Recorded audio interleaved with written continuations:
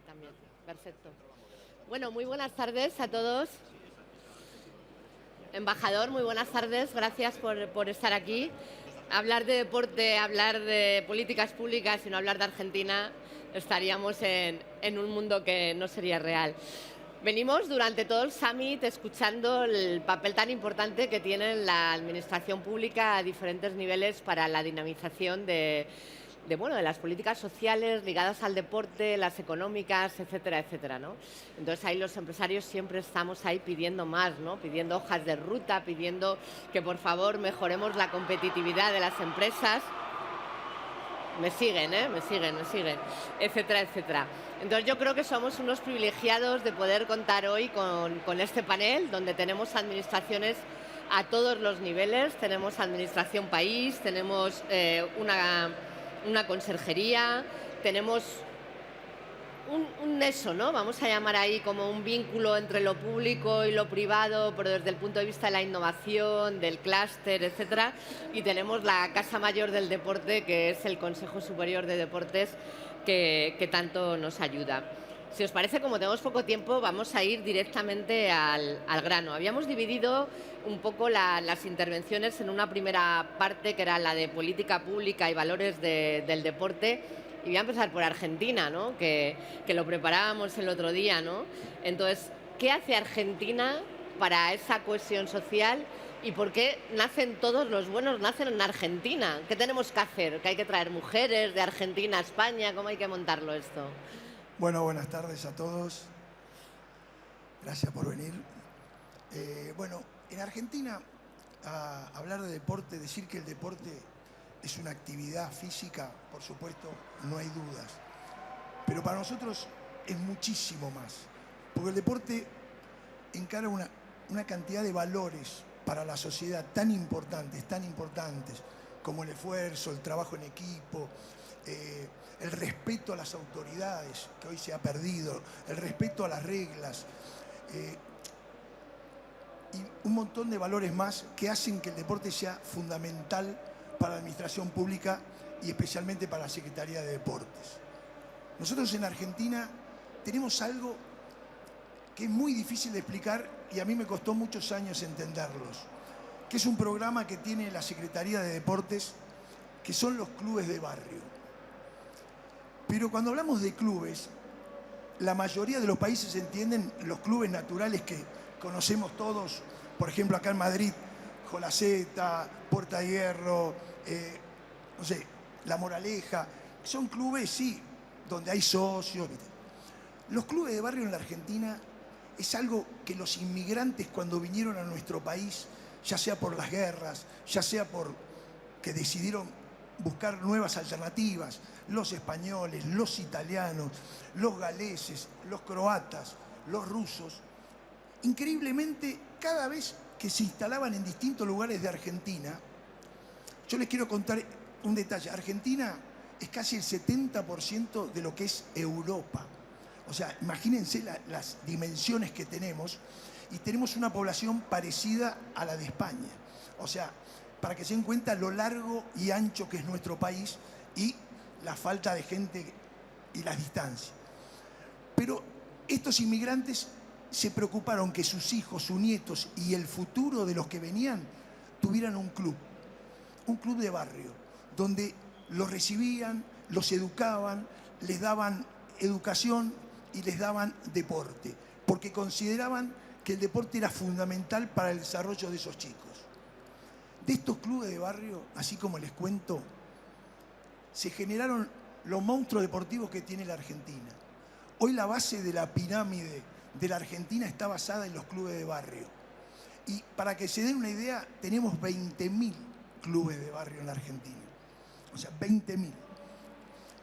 Nosotros como Estado y la Secretaría de Deportes colaboramos con estos clubes, ya sea económicamente, y también otra forma económica es los subsidios de luz y gas, ya que, como les dije, Argentina es muy grande y en el sur, por ejemplo, en las épocas invernales estamos de 10 grados bajo cero, o sea que el deporte es muy indoor, y en el norte mucho calor.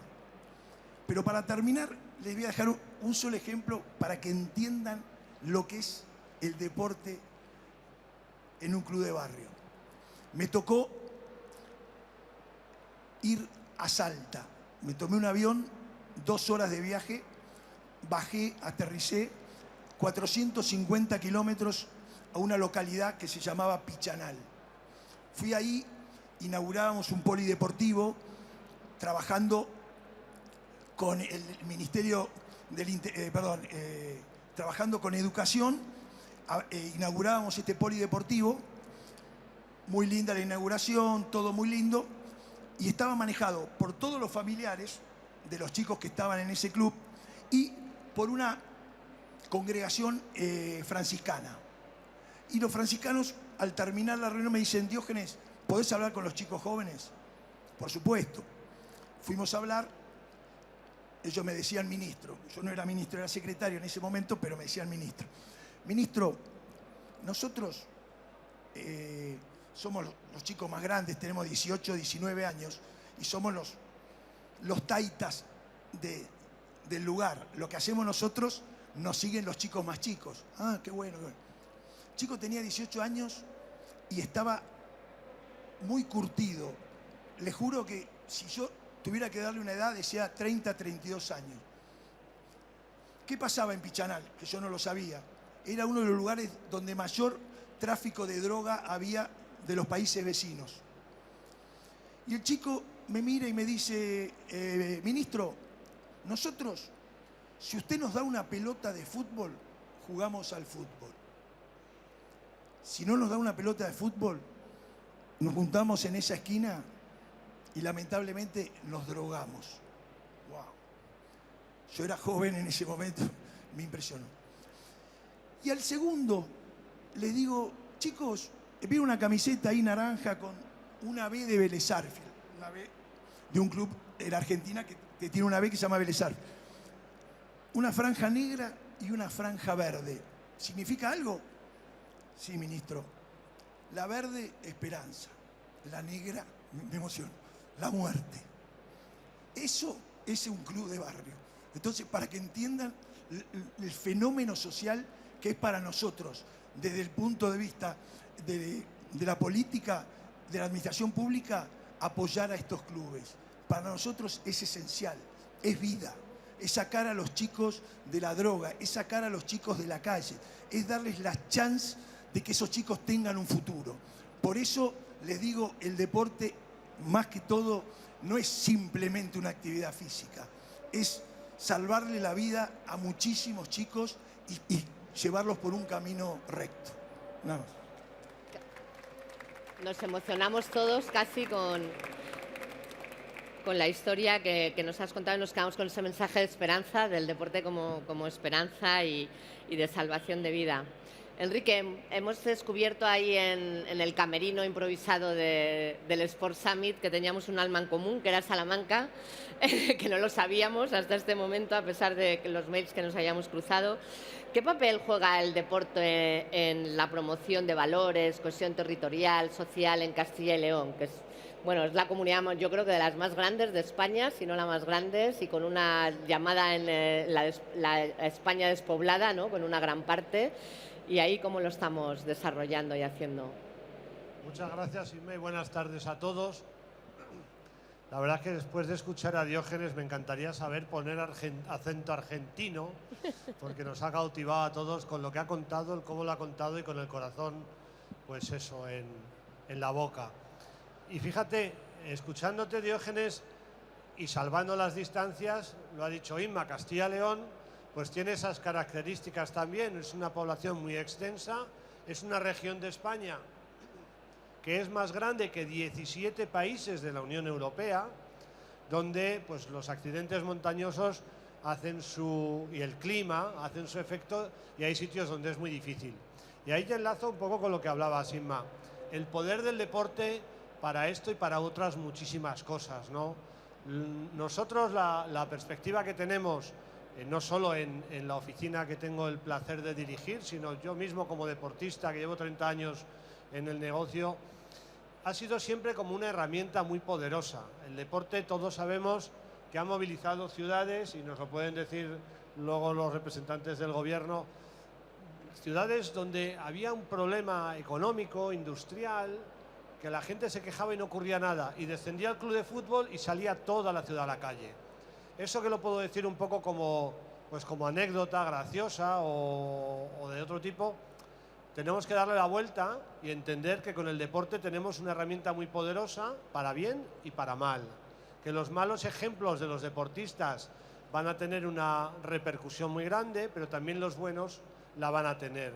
Y en un sitio como Castilla y León, donde hay zonas muy aisladas, hay zonas, ya no solo el aspecto económico, que es el que siempre hablamos, que es más o menos medible, organizar un evento BTT en un pueblo, en una zona montañosa, pues tiene un retorno económico, o las carreras ahora de ultramontaña, pero yo siempre me agarro a otro concepto más intangible, que no es tan económico, que es el ánimo. Hay muchos pueblos en los que no ocurre nada durante muchos meses, en los que el invierno es larguísimo, y que un fin de semana vayan 800 atletas a correr en montaña, que unos días antes estén preparándose, ya es un atractivo.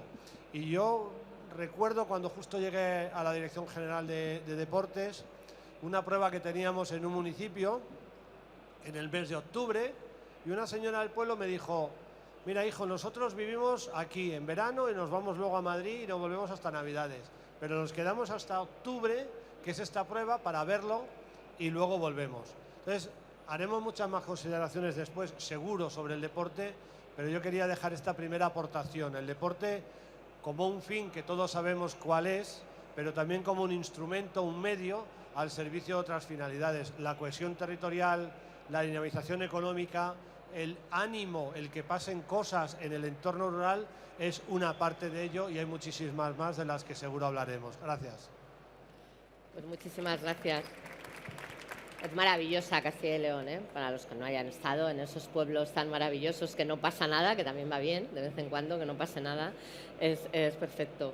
Te voy a saltar, Juan Carlos, porque me viera Juan por alusiones, para que nos cuente desde la Casa Grande del deporte, que los empresarios ahí nos sentimos un poco huérfanos, ¿eh? Pero bueno, eso ya lo hablaremos luego fuera de aquí. Pero bueno, en esa Casa Grande, cómo impulsamos todo lo que comentaba por una parte Enrique, cómo impulsamos otras políticas de digitalización, de sostenibilidad, cómo engarzamos esas políticas de impulso del deporte, de dinamización del territorio, con todo lo que hace falta para que eso sea posible y que no pasen luego otras cosas, como pueda ser la masificación o otros conflictos que pueda haber, etcétera. Sí, bueno, muchas gracias. Enhorabuena por las intervenciones que me preceden, que han afrontado la posición del deporte y de las administraciones públicas con relación a la promoción del deporte de base, fundamentalmente. El Consejo Superior de Deportes tiene otra orientación. La competencia del deporte de base reside en los municipios y en las comunidades autónomas, fundamentalmente, en España. Y el Consejo Superior de Deportes lo que está haciendo un esfuerzo especial es en potenciar las herramientas para que el deporte de competición y el deporte en general pueda prosperar de la manera más adecuada. En ese sentido, hemos hecho una inversión importante en dos pilares que eran en base del Plan de Recuperación, Transición y Resiliencia, aprovechando unos fondos Next Generation de la Comunidad Económica Europea. Debo decir que somos el único país que ha utilizado estos fondos de forma, entendemos que bastante exitosa, para potenciar la digitalización del deporte, la sostenibilidad del deporte. Con respecto a la sostenibilidad, en España llevamos una trayectoria realmente extensa. En 1992, coincidiendo con las Olimpiadas de Barcelona, ya el Comité Olímpico Internacional hizo una llamada al deporte a preocuparse por la sostenibilidad del medio ambiente en nuestra actividad. En 1995, 3 años después, se creó el Comité de Medio Ambiente en el Comité Olímpico Internacional, y un año después ya se hizo una conferencia internacional sobre deporte y medio ambiente en Barcelona, en colaboración con la Generalitat y el Consejo Superior de Deportes. Ya fue en 2011 cuando, también impulsado por el Consejo Superior de Deportes, se redactó la Carta Verde del Deporte Español para dejar unas pautas claras al sector del deporte acerca de cómo actuar para prevenir y respetar el medio ambiente. En 2018 se crea la Green Sport Flag, con el apoyo de ADESP, liderado también por José Hidalgo, el presidente a su vez de la Federación de Triatlón, que fue muy activa en el desarrollo de esta iniciativa. Pretendía certificar la implicación de las federaciones y de las organizaciones deportivas con el respeto al medio ambiente. Había una clasificación en función de unos parámetros que debían cumplir. Y a continuación llegó la pandemia, pudimos acudir a estos recursos del plan de recuperación, del Fondo Next Generation. Se invirtieron 176,5 millones de euros en optimizar las instalaciones deportivas para hacerlas más que emitieran una huella de carbono menor, utilizando energías renovables. Y en 2023, un grupo de expertos en deporte verde, en el cual tuve el honor de participar, de la Unión Europea, redactamos un informe acerca de la sostenibilidad y el deporte verde, muy a imagen y semejanza, muy similar a aquella Carta Verde del deporte, pero ya orientado hacia los países de la Unión Europea. Se daban unas recomendaciones para que los Estados tomaran parte más activa en esta protección del medio ambiente. En 2024 se hace la Fundación Alternativas hace un informe sobre la sostenibilidad y el medio ambiente en España y vamos a firmar el 26 de junio un protocolo de actuación para seguir avanzando con la Fundación Alternativas, para seguir avanzando en el impulso de la sostenibilidad del deporte verde. Esto con lo que respecta a la sostenibilidad. Con respecto a la digitalización, se ha hecho otro esfuerzo importante de 75,6 millones de euros en dar soporte a las federaciones deportivas para que puedan utilizar la digitalización para optimizar todos los recursos, ya sea en entrenamiento como en los sistemas de administración, y se ha generado una base de datos en la que se coordina toda la información tanto de las federaciones como de los clubes, para que haya una interacción eficaz en esa información, y se está creando una página web en la que vamos a reunir a todo el sector del deporte en una sola página, en la que el usuario podrá entrar en esa página y entrar en la información del Comité Olímpico Español, del Paralímpico, del Consejo Superior de Deportes o de las federaciones deportivas, de manera que la digitalización sea eficaz en la comunicación también. Que conozcamos mejor a todos los usuarios y a todos nuestros deportistas, ¿no? Para también poder avanzar en ese sentido, ¿no? En esa empatía que se necesita.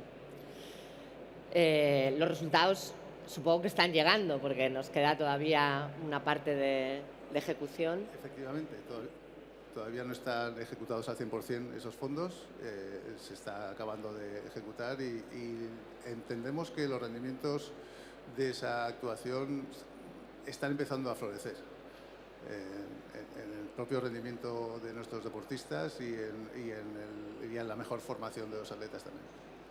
Muy bien. Juan Carlos, decíamos al principio que tú eras un poco como el eslabón entre lo público y lo privado, con una dilatada experiencia en todos los temas de innovación vinculados al deporte, en este caso concreto en la Comunidad Valenciana y en algunos otros ámbitos. ¿Qué nos queda por hacer o cuáles son las asignaturas pendientes en materia de innovación? Muy buenas tardes. Lo primero, gracias por la invitación y enhorabuena además a Sport Summit, porque creo que para empezar este es un buen ejemplo de cómo conectar la parte privada que quizás yo aquí represento con las personas que me acompañan, con la importancia de transformar y de innovar para obtener mejores servicios.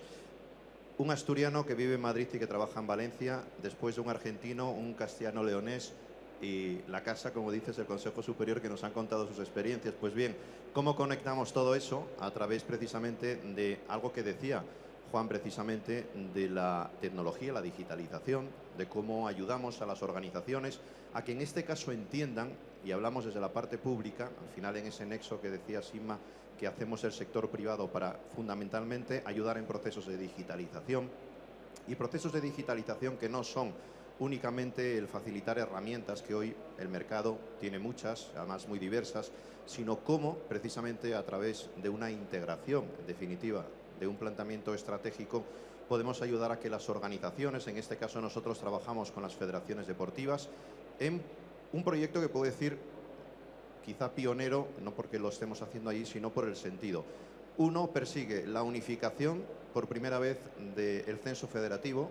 Estamos creando un ID único, por ejemplo, en la comunidad, que va a permitir integrar a las 58 federaciones en un único identificador, de tal manera que, añadiendo además blockchain y trazabilidad, nos permita saber cómo es la vida de ese deportista y a partir de ahí empezar a añadirle capa de servicios. Eso es un buen elemento, ¿no?, de cómo la administración en este caso promueve la tecnología aplicada con resultados reales. Y luego estamos ayudando también a las federaciones deportivas, a todas, a las 58, a través de Confedecon, de la Confederación de Federaciones Deportivas, Generalitat y también las naves, en este caso el Ayuntamiento de Valencia, a primero identificar cuál es el grado de madurez tecnológica en el que está cada una, básica, óptima y avanzada. En función de eso establecemos unas necesidades, fundamentalmente, que pasan por ayudar a las que están en un punto muy básico a que empiecen a utilizar servicios, por ejemplo, en la nube, las que están en un punto intermedio, que están utilizando diversas plataformas y tecnologías, a integrar toda la data en un mismo espacio común, y a las que, como otras más avanzadas, utilizan ya CRMs muy avanzados, pues les ayudamos a automatizar procesos. ¿Para qué? Para construir una capa superior donde integremos toda la data. Y acabo en esta primera reflexión. El poder de ese deporte base que hablábamos, más allá de todo lo que vincula con salud, más allá de todo lo que vincula con entretenimiento, competiciones, es un poder hoy en el mercado en el que estamos, donde la innovación y la tecnología juegan aspectos importantes, que permite sobre todo identificar elementos que van a contribuir, por ejemplo, en una administración, sabiendo quién tiene enfrente y sabiendo qué deportes o qué acciones practica, pues en desarrollos de políticas participativas. Podemos identificar qué tipo de uso se da a una instalación a través de censos digitales de instalaciones deportivas y a partir de ahí saber cómo vamos a aplicar, por ejemplo, estrategias de financiación presupuestaria.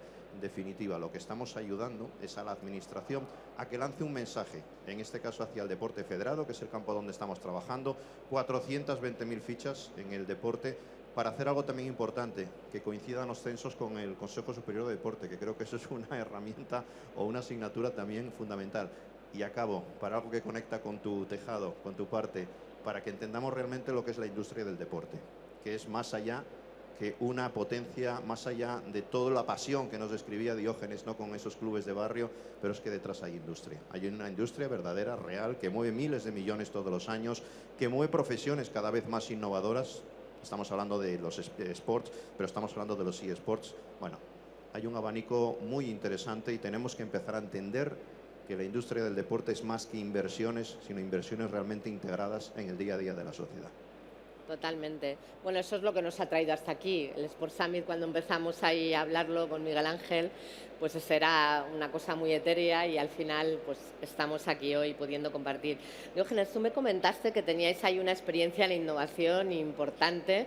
Aunque no os lo creáis, hemos hablado varias veces durante este tiempo y la quieres compartir, yo creo, ¿no? Sí, voy a compartir algo. Yo el 28 de diciembre me invitaron a participar del gobierno de mi presidente Milei y 4 días después me ofrecieron el cargo de director general del ENAR, que es el Ente Nacional de Alto Rendimiento Deportivo. Ahí empecé, acepté y 4 días después de las fiestas, todo, estaba sentado en la oficina y me aparece Matteo Magdalani, Bosco, 2 altos rendimientos de yachting que fueron medalla de plata en los Juegos Olímpicos. Me aparece Javier Conte, uno de los mejores entrenadores de yachting del mundo. Me aparece una persona que está acá, Agustín Bagó, y el de sistemas de ENAR, para hacerme un planteo. Yo estaba ahí, primeros días de trabajo. Diógenes, necesitamos sí o sí tu ayuda, del ENAR nos tienen que ayudar. Estamos muy lejos de los europeos, podemos alcanzar la medalla, pero necesitamos la ayuda. Tenemos que hacer inteligencia artificial. Yo los miré y yo soy bastante Jorobón, le dije, soy ingeniero agrónomo, ¿no? Inseminación artificial, ¿me hablan ustedes? Porque no tenía ni idea de lo que estaban hablando, pero sí sabía qué capacidad tenía este grupo. Conte había sido medalla también olímpica, Magdalani venía atrás del Ángel, un triple medallista argentino, o sea, imagínense, profesionales 100%. Le dije, muchachos, no los puedo ayudar desde el punto de vista de conocimiento, porque no tengo ni idea de lo que me están hablando, pero confío ciegamente en ustedes.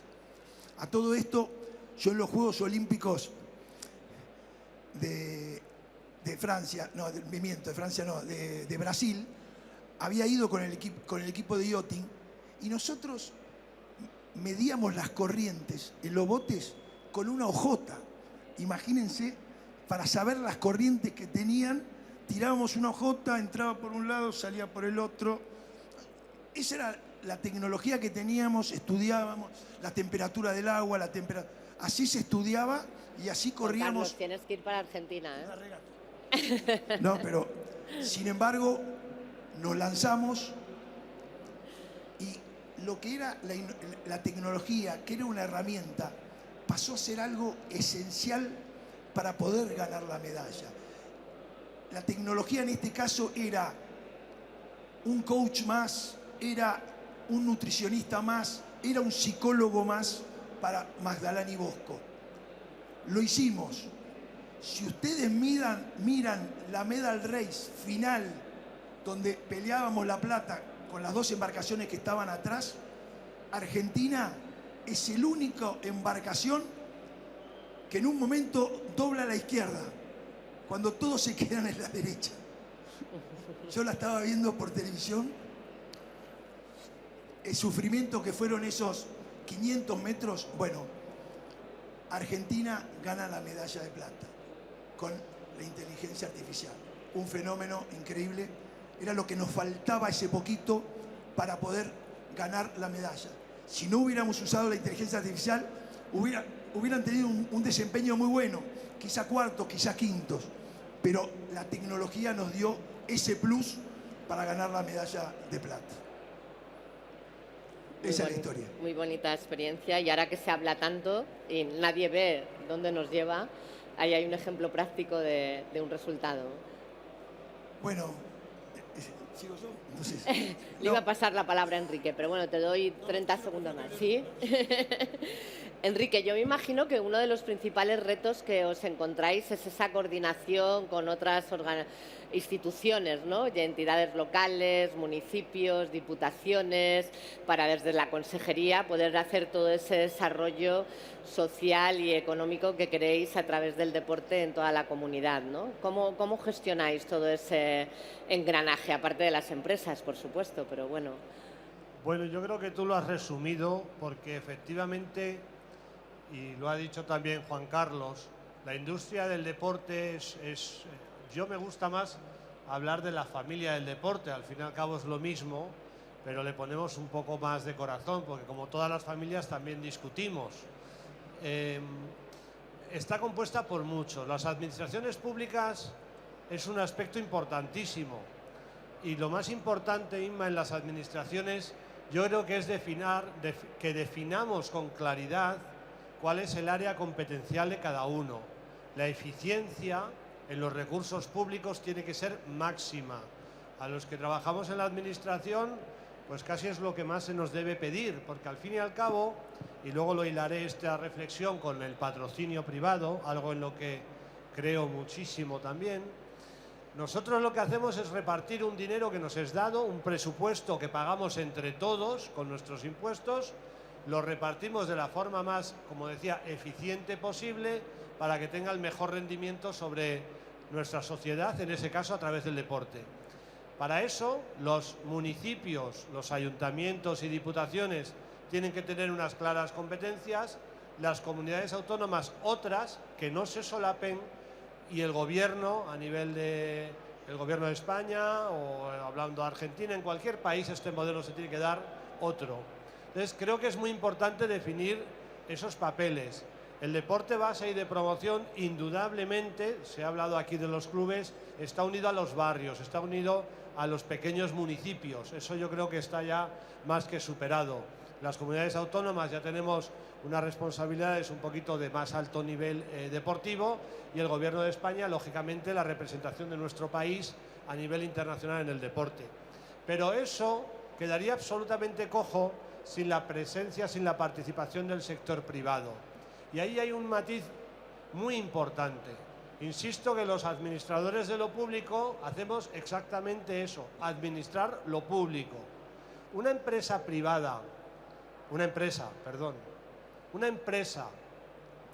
que apuesta por el deporte, que patrocina eventos deportivos o a deportistas, está sacando dinero de su bolsillo, como decía un jefe mío, dinero del de contar. Está minorando su cuenta de resultados, está apostando, invirtiendo en el deporte. Y ese mix entre lo público y el patrocinio creo que es el futuro del deporte, es por donde tenemos que tirar, y sin lugar a dudas, por muchos incrementos presupuestarios que haya, que no son recomendables, porque el gasto público tiene el límite que tiene y lo gratis no existe, alguien lo paga, por mucho que se incrementara, no vamos a poder incrementos del 30, ni del 40, ni del 50%. El éxito vendrá en ese equilibrio entre lo público y el patrocinio de lo privado, y ayudar, fomentar, como hemos hecho hace 2 semanas en Castilla y León con un primer foro sobre el patrocinio deportivo. Entendemos que es otra forma más desde la Administración de ayudar al deporte, poner en contacto a las entidades deportivas que ofrecen, y quiero subrayar, Inma, esta palabra, ofrecen un producto muy interesante, son un escaparate con un valor muy cuantificable, y a las empresas que pueden aprovecharse de esos escaparates y por inversiones a veces muy asequibles llegar a nuevos mercados, a nuevos públicos a través del deporte, y asociar indudablemente valores muy interesantes a su marca y a su imagen. Creo que ese es el modelo, desde mi humilde punto de vista, en el que tenemos que ir en los aspectos de financiación y sostenibilidad del deporte, porque creo, y esto no es ninguna crítica, que cuando hablamos de sostenibilidad nos centramos mucho en la sostenibilidad medioambiental, que es importante, por supuesto, pero también la sostenibilidad económica. No podemos hacer un mundo del deporte o un mundo empresarial o un sector público que no sea sostenible desde el punto de vista económico. Si no podemos pagarlo, difícilmente vamos a poder sostener programas por muy verdes que sean. Enrique, eres mi ídolo, ¿eh? Ya desde hoy, no sé, pero bueno, ha aparecido un warning aquí que pone: terminen la sesión, por favor. Es verídico, ¿eh? O sea, no sé, es una amenaza real de warning. Pero creo que Juan iba a anunciar la nueva ley de patrocinio, que la debe estar gestando. Entonces te doy 30 segundos para que anuncies la ley de patrocinio y nos hace el cierre, Juan Carlos, de 30 segundos más, porque allí tengo un montón de gente ya mirándome como diciendo, a ver. Bueno, de lo que voy a hablar no es tan nuevo, lleva desde 2017 funcionando, que son los acontecimientos de especial interés público, que es una vía para que efectivamente la inversión privada pueda canalizarse hacia el deporte y se beneficie de una desgravación fiscal por ello. Hay 4 programas para promoción de la mujer en el deporte, Universo Mujer, ADB 2030 de promoción del deporte de base, deporte inclusivo para promover la inclusión del deporte, y el reto D, que va dirigido precisamente a regiones como Castilla y León, que tiene bastante despoblación, y se pretende promover el reto demográfico en esas poblaciones con menor población, por ejemplo, con vías verdes o actividades de competición en montaña que siempre van a dinamizar la zona. Perdona que te corte, pero es que no podemos seguir, nos van a matar. Bueno, pues nada, Ley de patrocinio, acuérdate, apúntatelo. Juan Carlos, tienes 30 segundos para cerrar. Pues nada, muy rápido, perdamos el miedo a lo que la innovación y la tecnología nos tiene que aportar, nos ayuda a mejorar, a entender el deporte y a los deportistas, y toda esa base unida nos va a hacer una sociedad más sostenible en todos los sentidos, como decía Enrique, financiero y y evidentemente medioambientalmente hablando, y creo que ese es un buen punto de inicio donde las administraciones también deben mirar, ayudar y guiar a esas entidades a que lo hagan. Fenomenal. Un fuerte aplauso, que hemos sido un panel privilegiadísimo con unos grandes expertos y creo que han salido propuestas muy interesantes. Muchísimas gracias.